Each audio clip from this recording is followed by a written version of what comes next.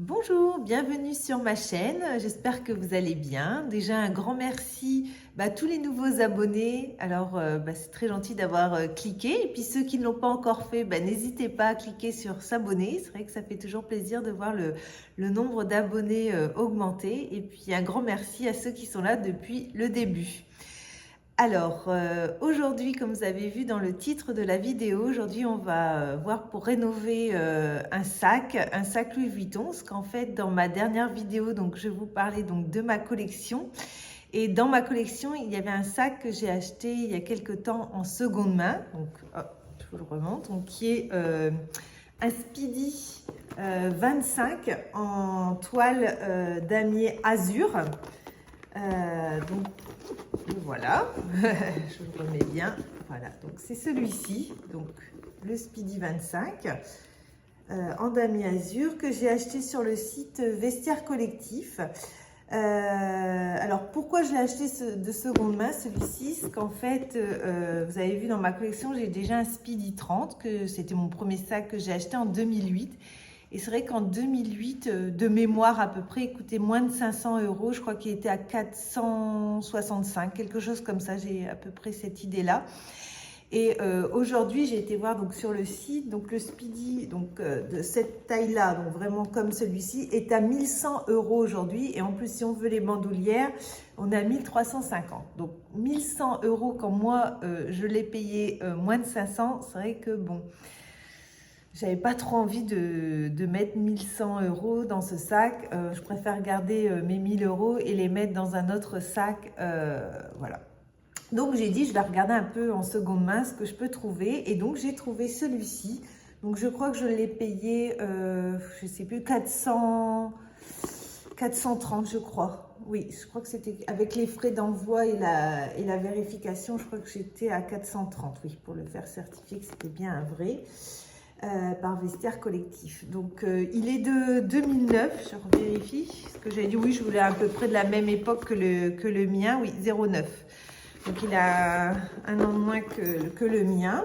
Il est en bon état, même oui, bon état. On voit qu'il a vécu, c'est normal, hein, le mien aussi, mon Speedy 30 a vécu aussi. Et voilà, j'avais pas encore pris le temps. Et là, de l'avoir vu en vidéo, je me suis dit, quand même, les poignées, elles ont quand même bien foncé. On voit qu'elles auraient besoin d'un petit nettoyage. Au niveau également aussi du laiton, on voit que voilà, c'est un peu pas oxydé, mais on voit que ça s'est un peu noirci à certains endroits là où il y a les empiècements en cuir ici. Donc voilà, là même un petit peu vert. Donc je me suis dit, ça serait bien un petit peu de pas le rénover parce qu'il n'est pas abîmé, mais de le nettoyer. Donc j'ai fait mes petites recherches sur YouTube et je suis tombée sur une chaîne. C'est la chaîne de Marina SRH. Je vous mettrai le nom de sa chaîne en barre d'infos. Et apparemment, c'est une spécialiste du nettoyage parce qu'elle a fait quelques vidéos. Donc, elle est comment nettoyer un sac Oran, comment rénover un sac Chanel. Pareil pour des sandales, des ballerines Chanel. Et dont elle parle également comment nettoyer un sac Vuitton. Donc, j'ai dit, eh ben allez, je vais suivre sa méthode. Alors, c'est parti! Donc, au niveau des produits, donc Marina SRH donc, nous donne la liste des produits. Donc, j'ai ici, donc elle nous parle qu'il nous faut une éponge magique. Donc là, il m'en restait une donc, de la marque Monsieur Propre, mais après on peut en prendre de chez Action aussi. Donc après, elle dit qu'il faudra donc les découper en petits morceaux, que ça va mieux pour nettoyer. Ensuite, elle nous parle également du Mirror spécial cuivre que j'ai acheté à Intermarché, qui se trouve assez facilement. Je crois que je l'ai payé moins de 3 €. Donc, pour appliquer le produit, elle nous dit qu'il nous faut également des cotons-tiges et puis également donc, de la crème saphir universelle pour rénover le cuir, pour rénover les anses donc, du sac Vuitton et de l'eau. Voilà, tout simplement.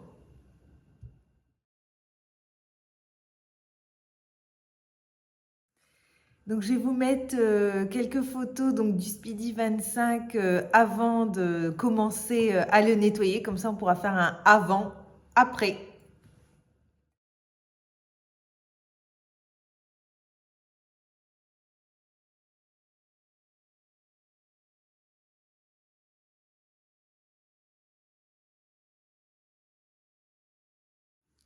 Donc Marina précise bien dans sa vidéo que cette méthode est vraiment faite pour les sacs Vuitton avec du cuir naturel non traité. Surtout, il ne faut pas le faire sur un autre cuir qui est traité.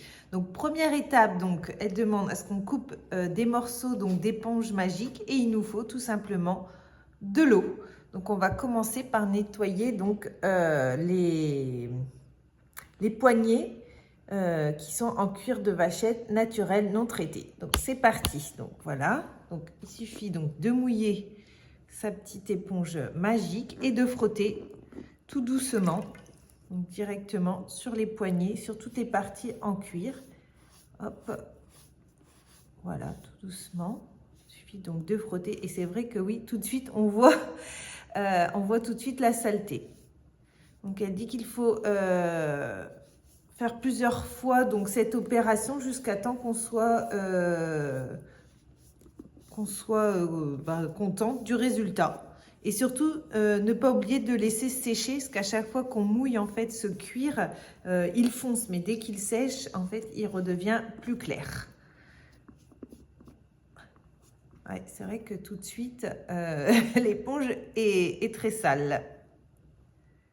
Donc, avant de continuer donc, le nettoyage de notre petit sac Speedy ensemble, je voulais juste dire la personne donc, qui m'a inspiré donc, cette vidéo que je vous parlais tout à l'heure, donc Marina SRH, en retournant un petit peu sur sa vidéo YouTube pour, voilà, pour bien être sûre que je retransmette bien les infos.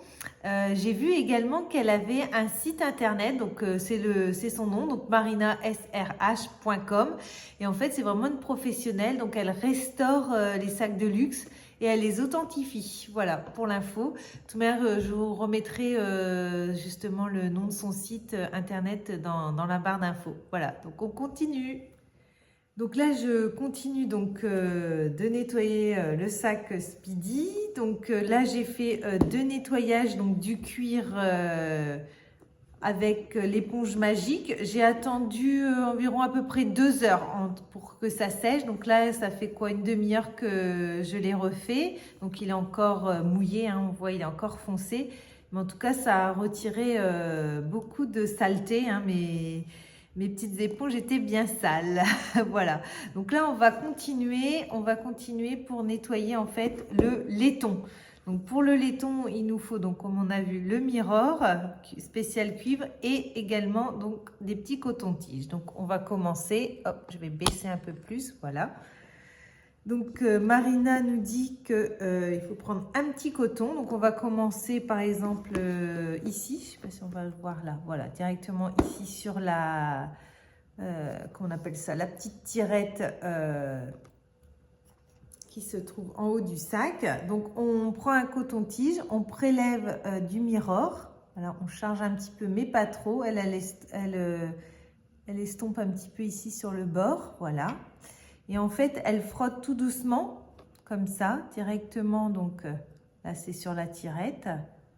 Donc elle précise bien que ce n'est pas fait pour redonner du doré. C'est vraiment pour nettoyer.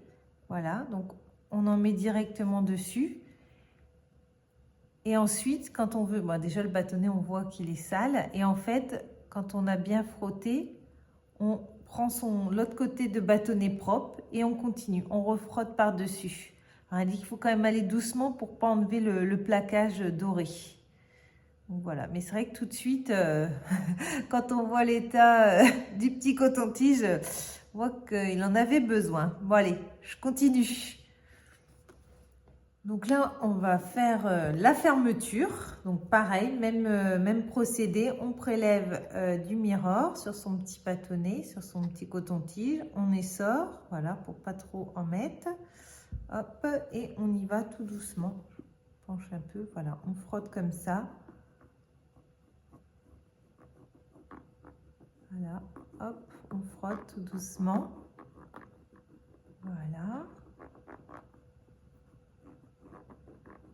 Et ensuite, on prend l'autre côté du bâtonnet, hop, qui est propre. Et là, on enlève l'excédent. Et on frotte également. Oh ouais, c'est fou tout ce qu'on enlève, regardez. Ah ouais, il en avait vraiment grand besoin, ce sac. Ouais, c'est vraiment une technique qui marche très très bien. Hop, je continue le même procédé, je continue, hop. Donc entre deux, vous changez bien sûr de petit coton-tige. Donc là, je continue, mais après, je le changerai. Et hop, on enlève l'excédent. Hop, je mets comme ça, vous voyez mieux. Ouais, on voit tout de suite la différence par rapport à là et là. C'est tout de suite plus brillant. Hein. Ce côté-là est beaucoup plus brillant que de ce côté-là. Ouais, impeccable.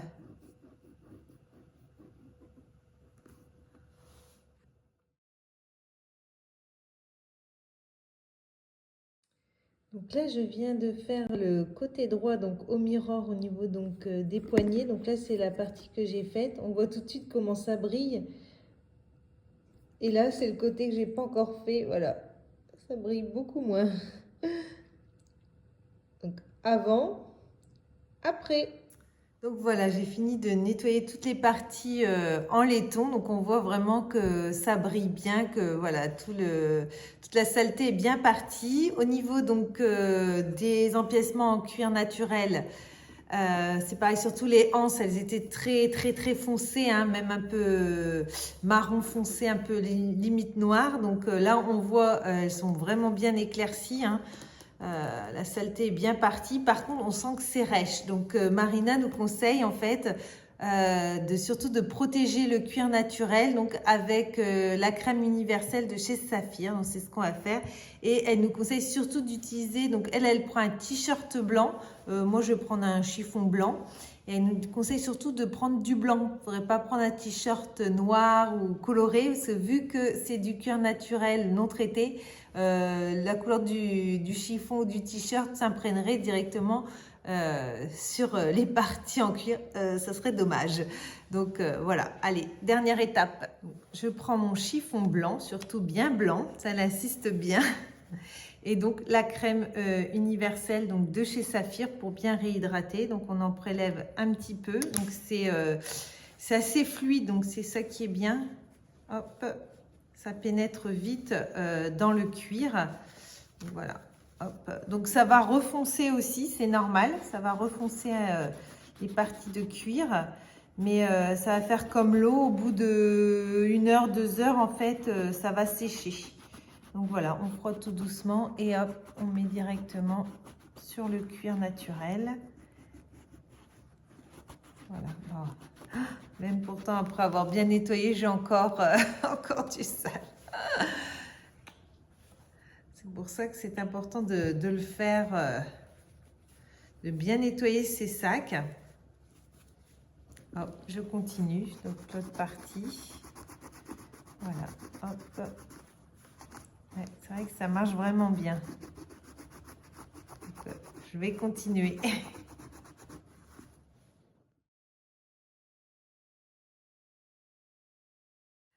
Donc ça y est, je viens de finir d'appliquer donc la crème Saphir universelle sur toutes les parties en cuir naturel. Donc voilà, donc maintenant j'ai plus qu'à laisser sécher. Donc elle dit environ 1 à 2 heures et puis nous on se retrouve tout à l'heure pour le résultat. Coucou, me revoilà. Donc nous ne sommes pas quelques heures plus tard, mais nous sommes le lendemain. En fait, j'ai préféré le laisser vraiment sécher pour pouvoir vraiment donner ma conclusion. Donc voilà, donc ça y est, il a bien séché, ça y est, le nettoyage est terminé.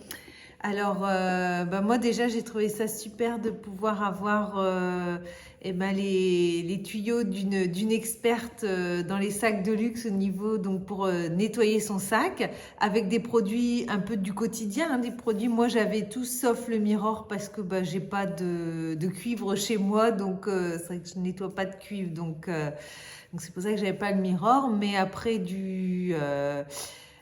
du lait nettoyant pour les sacs de cuir. Bon, ben ça, oui, j'avais. Et puis des éponges magiques. Voilà, donc j'ai vraiment trouvé l'idée super. Et puis au niveau donc des résultats, parce que c'est ça qui, qui est important, c'est le résultat. Donc comme vous avez vu, quand j'ai fait le mirror sur le laiton, ben, on voyait vraiment la différence par rapport à ceux que j'avais fait et les empiècements que j'avais fait et les empiècements que j'avais pas encore fait. Donc c'est vrai, c'est vraiment brillant. Après, elle le dit bien dans sa vidéo, Marina, ce n'est pas pour redorer, c'est vraiment pour faire briller, hein, pour nettoyer. Donc là, on voit vraiment, ça brille beaucoup plus. Ça a enlevé le vert aussi. Il y en a certains qui avaient un petit peu de vert, donc ça l'a retiré. Donc bah, moi, je trouve ça vraiment super. Et puis au niveau des empiècements, donc en cuir naturel, voilà, c'est vraiment, on voit que c'est nettoyé, que c'est plus joli. Même au niveau des anses, bon, elles sont encore foncées. Mais voilà, il n'y a plus les grosses traces noires qu'il y avait au début. Hein, je vous les remontre un peu de plus près. Alors c'est vrai que moi, j'ai fait que 2 nettoyages. Je pense que sur les hanches, j'aurais pu encore en faire un 3e.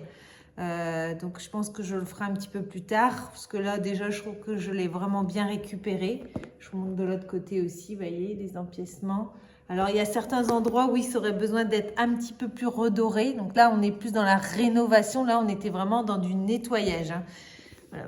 C'est ça la différence, mais voilà, je suis vraiment contente du résultat. Ça brille, c'est plus joli et puis bah voilà, comme ça lui a donné une seconde vie et puis je pourrais l'utiliser au quotidien maintenant. Voilà. Donc si vous avez aimé la vidéo, bah, n'hésitez pas à me mettre un petit pouce, ça fait toujours plaisir, à vous abonner et puis à me mettre un petit commentaire. Si vous avez aussi d'autres techniques, peut-être pour d'autres cuirs, n'hésitez pas aussi à le mettre en commentaire. Et puis moi je vous dis à bientôt dans une prochaine vidéo. Bye bye!